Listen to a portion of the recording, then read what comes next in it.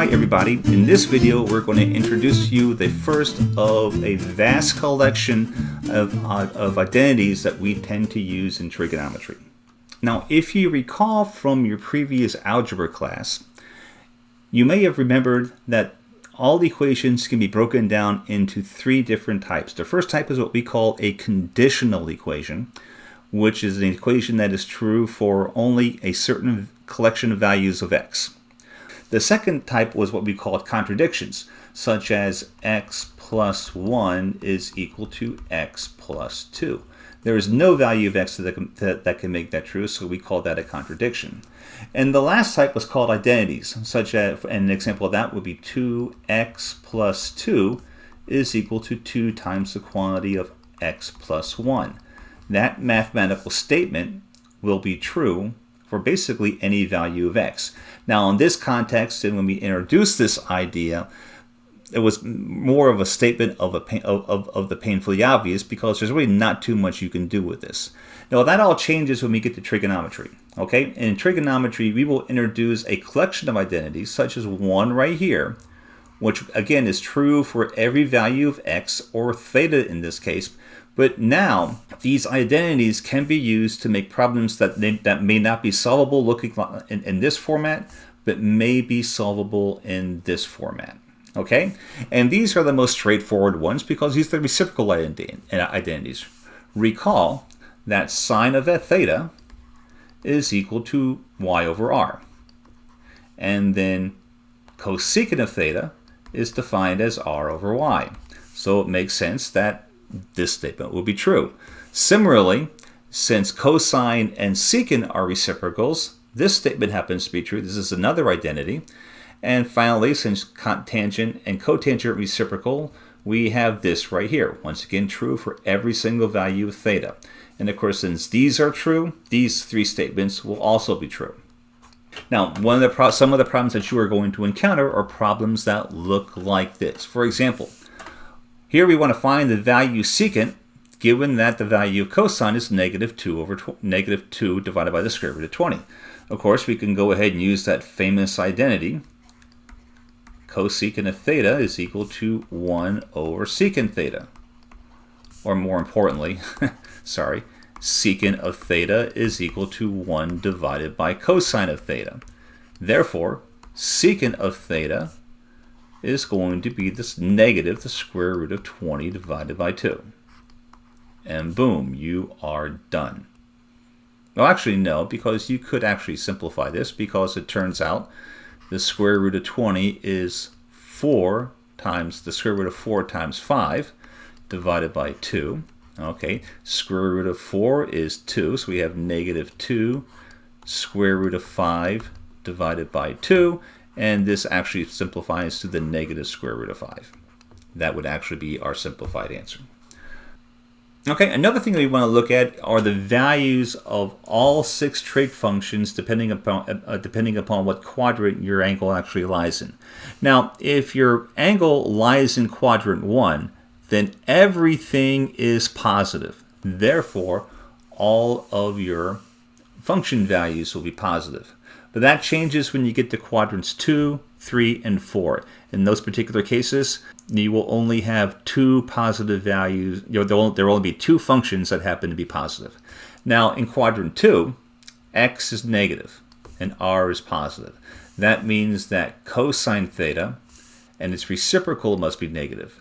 Since x is negative and y is positive, y divided by x will be negative, which implies that tangent and cotangent will be negative.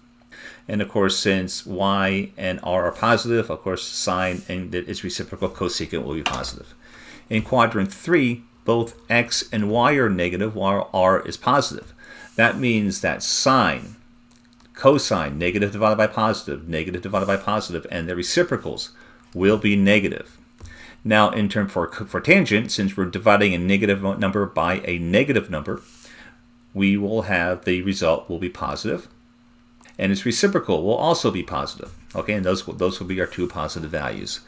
And then finally, for quadrant 4, y happens to be negative. Okay, and that means that sine, its reciprocal will be negative. And since x is positive, tangent and cotangent will be negative because we're dividing a negative by a positive. And the only two positive values will be cosine, since x and r are positive, and its reciprocal secant will also be positive.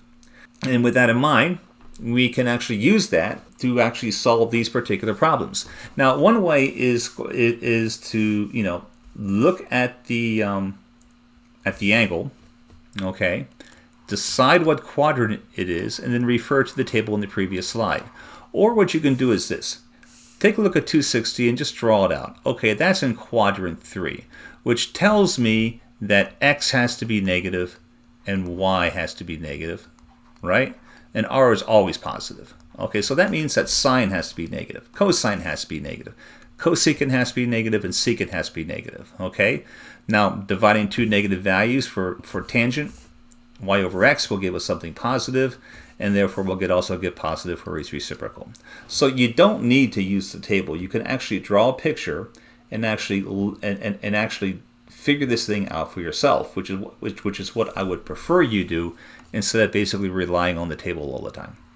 Now, for the other one, negative 60, that's a negative measure, which means we're going in this direction. That would be negative 90, so we're not going that far. So our angle is going to be over here, okay? Where, once again, x is positive, y is negative, and r is always positive. So with that in mind, cosine x over r will always be positive. Its reciprocal will always be positive. So we found our two positive values. Everything else should be negative, but we can verify that. Sine is y over r. Well, that's going to be a negative divided by a positive. That's going to be negative. Its reciprocal will be negative. Here we're dividing a positive number by a negative number, or actually a negative number by a positive number. So these two will be negative. And there you go. And then our last example that we're going to do here is basically identify the quadrant or all possible quadrants for of the angle theta for the case where tangent is positive and cosecant is negative. There's two ways you can do that. Now, if tangent theta is positive, that means that x is greater than 0 and y is greater than 0, or x is less than 0 and y is less than 0. Okay?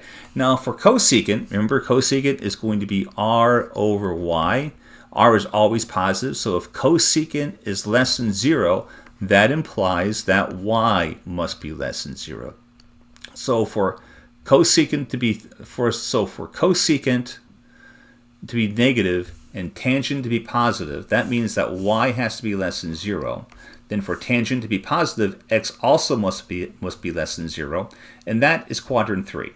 Okay, because remember quadrant 3 is that quadrant where both x and y are negative.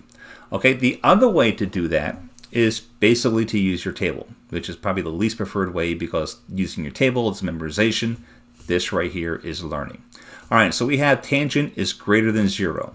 Okay, so that means it can either be quadrant 1 or it can be in quadrant 3. Okay, we have cosecant is less than 0. All right, that means that we can either have quadrant 3 or quadrant 4. The only one that happens to be common between the two is this one right here. So that also would give us quadrant 3. And that is all that I have for this particular video. If you have any questions, please feel free to contact me. This is Bob Boyle signing off.